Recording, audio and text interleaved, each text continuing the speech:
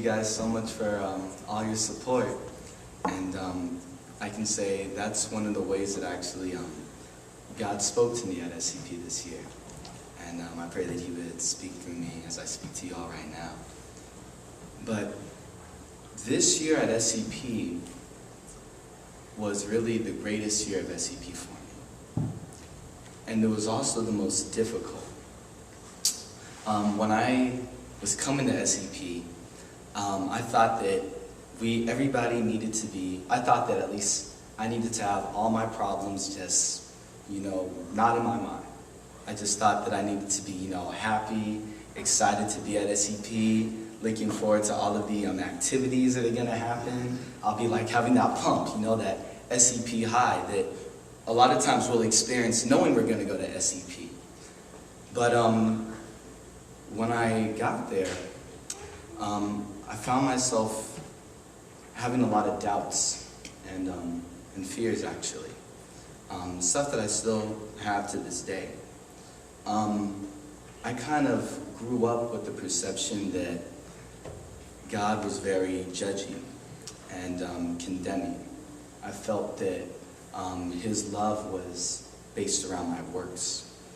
And I would constantly question my perspective on God, of him being loving and caring, because I would be afraid, well, what if what I'm thinking is wrong?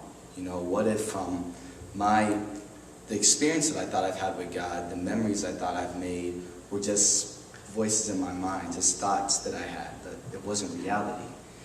And because of that, I was really afraid.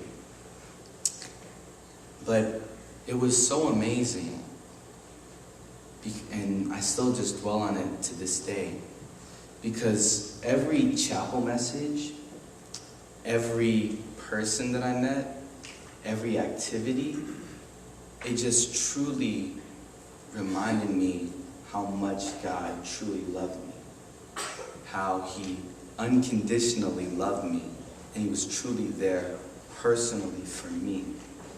I remember one session we had with Mr. Rick McNair, and he was talking about the influences that we face when it comes to being a man. The influences that we face from our fathers, and the influence that we have on ourselves. And one of the things that we learned was that learning to forgive ourselves and to love ourselves, knowing that God loves us and he's forgiven us. And to close the doors in our mind that allow, let's say, thoughts from the enemy to come in. One of the things that we learned at SEP was that the enemy tries to destroy us. And when I say this, I don't want to, spark fear, but when I learned that, the concept of the enemy trying to destroy us, I think Miss Jacobs talked about it more when it came to destroying, and she said that destroying is like making it like we never existed. Like what we've done doesn't have any validity. And that was really, really powerful to me because, I found myself doubting my past relationship with God, doubting what I've done, doubting if my perspective on God was, let's say, for lack of better words, correct. But when I was able to learn in every chapel that God was with me, that he unconditionally loves us so much that he sent his son. So now we can participate in this beautiful life that he intended us to live. And it just reminds me that God's with me. And when I got to get so much encouragement from everybody at SEP, from the counselors, from people like Mr. Morrison, from the chapel speakers like Mr. Mike, from my brother, Mr. John, who I had the greatest time with, it just reminded me that God really was with me.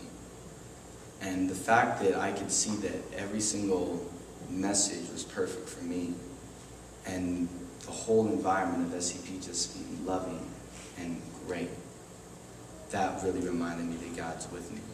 And because of that, I don't have to be afraid of any fears or doubts, because I know he's with me, and he's with all of us.